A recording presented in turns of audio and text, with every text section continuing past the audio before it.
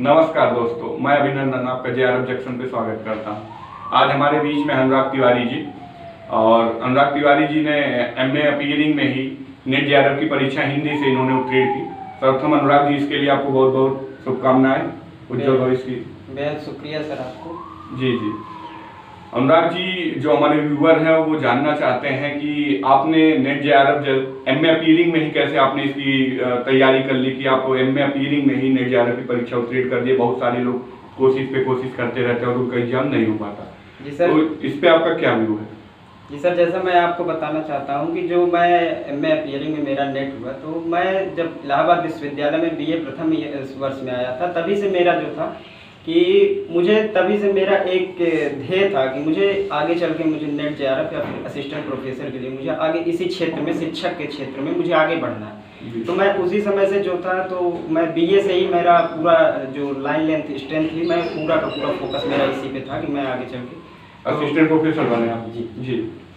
तो अनुराग जी, इसके लिए आपकी फर्स्ट पेपर के लिए, जैसे इसमें दो पार्ट होते हैं, फर्स्ट पेपर और आपका स्पेसिफिक सब्जेक्ट, तो आपका स्पेसिफिक सब्जेक्ट हिंदी रहा और फर्स्ट पेपर जो जीएस का होता है जिसमें टीचिंग, रिसर्च, रीजनिंग और पैरा ये सब पूछता है, तो इसमें आपके लिए क्या इसकी रणनीति रही?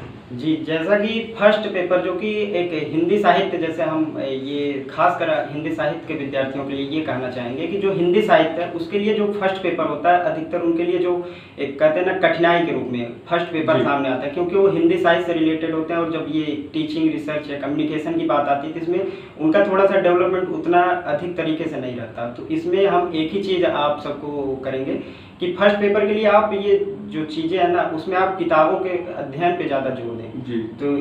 तो कोई बुक आप फर्स्ट पेपर के लिए बच्चों को बताएंगे कि जो इसके तैयारी कर रहे हैं, जो भी लोग हैं, तो उनके लिए क्या आप इसका व्यू देंगे जो तैयारी करें? जैसा कि हम आज नेट क्वालिफाई हुआ, तो उसके लिए हमने कोशिश यही की थी कि आप लोगों को भी यही कहना चाहेंगे कि सबसे अच्छा यदि हम कहना चाहेंगे तो इसमें केवीएस मदान का जो बुक है, एक तरह से 100% नहीं कर सकते, लेकिन एक जो होता है एवरेज कॉन्सेप्ट आपको कॉन्सेप्ट अगर डेवलप कराना है तो आप केवीएस मदान को पढ़ लीजिए। या फिर अगर आपको आंकड़ों के साथ जैसे इन्वायरमेंटल हुआ या कुछ टॉपिक होते हैं, तो उसके लिए आप दृष्टि का भी प्रयोग कर सकते हैं। बाकी पुस्तकें तो मार्केट में बहुत सारी हैं, बहुत आती हैं, लेकिन जो एक हम कहते हैं प्रामाणिक रूप से, तो उसके लिए हमें मदान या फिर पर्याप्त, मतलब एक कॉन्सेप्ट डेवलप के लिए। तो अनुराग जी, आपका जो सब्जेक्ट सेकंड रहा हिंदी, तो जो हिंदी के विद्यार्थी या व्यूअर इसको देखेंगे, तो हिंदी से वो जो रिसर्च में जाना चाहते हैं, रिसर्च के फील्ड में काम करना चाहते हैं, उनके लिए आपका क्या व्यू है कि वो कैसे हिंदी सब्जेक्ट की अपनी तैयारी करें कि वो मतलब इस क्षेत्र में आ सके और वो भी एक क्वालिफाइड फॉर असिस्टेंट प्रोफेसर और जूनियर रिसर्च फेलोशिप प्राप्त कर सके? जैसा कि हम लोग जानते हैं कि ये जो ऑल इंडिया एनटीए एग्जाम कराती है, तो इससे हमें ये खुद वो करना चाहिए कि इसमें कुछ बच्चे होते हैं या कुछ टीचर होते हैं, तो उनको कहते हैं कि गाइड के रूप में प्रोवाइड करवाते हैं या गाइड को वो गाइड करते हैं कि आप गाइड पढ़िए, ऐसा कुछ। तो हम इसके लिए बस एक ही सलाह देंगे कि जो भी विद्यार्थी या जो भी इच्छुक विद्यार्थी आगे जेआरएफ हिंदी साहित्य से करना चाहते हैं, तो कोशिश यही करें कि वो ज़्यादा से ज़्यादा पुस्तकों के अध्ययन पर जोर डालें। तो कुछ पुस्तकों के नाम भी अगर आप रिकमेंड कर देंगे जो मूल, जिन्हें बेसिक कहा जा सकता है। जैसा कि हम लोग जब इंटर पास आउट होते हैं या फिर जब बीए के हिंदी से लिटरेचर जब हम लोग ज्वाइन करते हैं, तो हमें तभी से एक चीज़ हमें दृढ़ रूप से यही कहा जाता है कि सबसे पहले यदि आपको हिंदी जानना है तो आप आचार्य रामचंद्र शुक्ल का हिंदी साहित्य का इतिहास पढ़िए। तो ये जो ये पुस्तक है रामचंद्र शुक्ल, एक प्रकार से कह सकते हैं कि स्तंभ के रूप में हमारे सामने आते हैं। बाकी और भी पुस्तकें हैं। हम एक पुस्तक आप लोगों को हिंदी साहित्य और संवेदना का विकास, रामस्वरूप चतुर्वेदी जी का है। इसमें आपको एक होता है भाषा का लय और साथ साथ में जो एक क्रमिक विकास होता है, उसका उन्होंने काफ़ी अच्छे रूप से उन्होंने हिंदी साहित्य के बारे में वर्णन किया है। तो आप जरूर उसको एक बार हम कोशिश करेंगे, आप लोग कोशिश करिएगा कि एक बार जरूर उसका अध्ययन करें। और कोई पुस्तकें हैं जो हिंदी के लिए तैयार किया जा सके, जो ये वो आती हैं अरिहंत और कई पब्लिकेशन, जैसे तो उसकी कितनी भूमिका है, इस पे भी थोड़ा सा प्रकाश डालिए। मैं यही कहना चाहूँगा कि जब तक आप एक क्या कहते हैं कि आपका जब तक मस्तिष्क जो बोध है वो जब तक आप स्ट्रांग तभी हो सकता है जब आप पुस्तकों का अध्ययन करेंगे। तो पुस्तक पहले आपको मैं मूल रूप से यही कहूँगा कि आप पहले पुस्तकों का अध्ययन कीजिए। जब आप एक उस आपका जो कॉन्सेप्ट है वो क्लियर हो जाए, तो फिर आप कोई भी एक गाइड लेके आप उसका क्या कहते हैं प्रैक्टिस सेट या कुछ भी लेके आप सॉल्व कर सकते हैं। लेकिन पहले प्रीफर जो होता है वो आपको पुस्तकों के ही रूप में होता है। ये इसमें आपने प्रैक्टिस सेट पे जैसे बात की, तो प्रैक्टिस सेट की इसमें कितनी भूमिका है कि प्रैक्टिस सेट जो होते हैं या मतलब अनसाल या साल पेपर जो होते हैं, तो उनकी कितनी भूमिका इस एग्जाम में की जा सकती है? जैसा कि प्रैक्टिस सेट जो होता है, तो सभी लोग जानते हैं कि प्रैक्टिस सेट से हमें हमारे मस्तिष्क का जो होता है ज्ञान की जो होती है वृद्धि होती है, या क्वेश्चन कैसे हमें जो क्वेश्चन के टाइप हैं कैसे क्वेश्चन पूछते हैं ये पूछा जाता है। तो प्रैक्टिस सेट की भूमिका जो होती है वो इस तरह से होती है कि आप लास्ट के जब 1-1.5 महीने बचे तब आप प्रैक्टिस सेट उठाइए, फिर उसके बाद जब आपका पूरा कॉन्सेप्ट क्लियर हो तो उससे आप केवल बस उतना ही निचोड़ लीजिए कि आपको जो क्वेश्चन कैसे क्वेश्चन आ रहे हैं, क्योंकि हर साल जो है कि पैटर्न चेंज हो रहा है। तो आप जाहिर सी बात है, तो जब तक आप प्रैक्टिस सेट नहीं सॉल्व करेंगे, आप कितना भी अध्ययन कर लें वो आप मतलब प्रैक्टिस सेट एक तरह से हाँ। ये रोल मॉडल काम करता है कि कैसे आप वहाँ पे एग्जाम अटेम्प्ट करेंगे जी। क्यों प्रैक्टिस सेट की, तो ये आपने बताई भूमिका।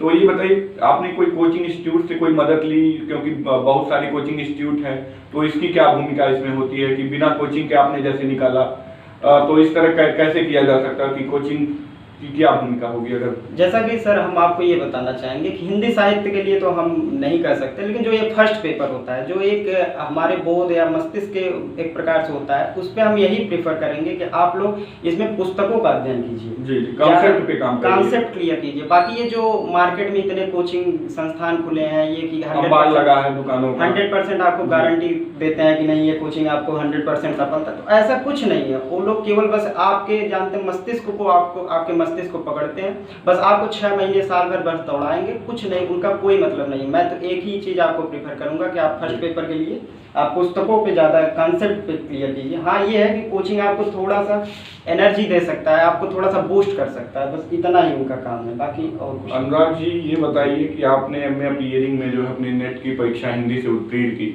तो आप ये बताइए अनुराग जी आपने कितने घंटे की एवरेज पढ़ाई स्टार्ट की थी, मतलब कि नेट हो जाए और कि मतलब नेट निकालना ही है, जेआरएफ निकालना है, क्वालिफाइड फॉर असिस्टेंट प्रोफेसर होना ही है, तो इसके लिए आपने कितने घंटे की एक तैयारी की? जैसा कि सर हमने आपको पहले ही बताया आप सबको कि हमारा जो ध्येय था वो बीए से ही था कि हम बीए फर्स्ट ईयर में आए, तभी से मेरा ध्येय था मुझे आगे नेट जेआरएफ या इसी असिस्टेंट फील्ड में जाना। तो आप इसमें घंटे का जो आपने सर ये वाजिब ना होगा, ये वाजिब नहीं है।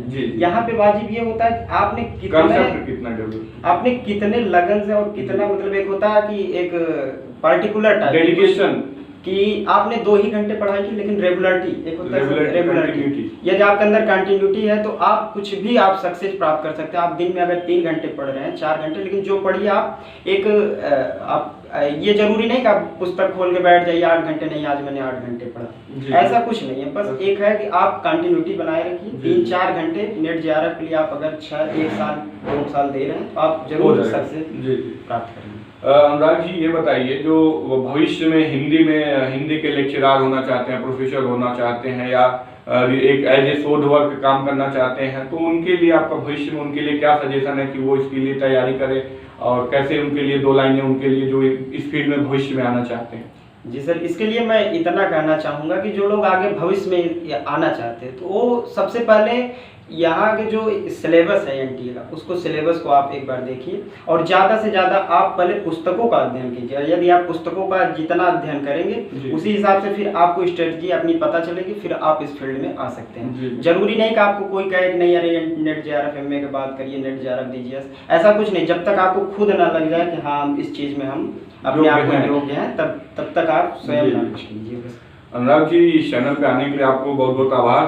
बहुत बहुत धन्यवाद सर आपका। और अनुराग जी आपके लिए 2 लाइनें डेडिकेट हैं कि आपने कम समय में जो निकाला, आपने एमए सेकेंड सेमेस्टर यानी कि आपने प्रीवियस में एग्जाम अपने निकाला है हिंदी से नेट जेआरएफ का एग्जाम, तो आपके लिए वही 2 लाइनें हैं, समय उसी को सफल बनाए, समय उसी को सफल बनाए जो समय को खुद चलाए।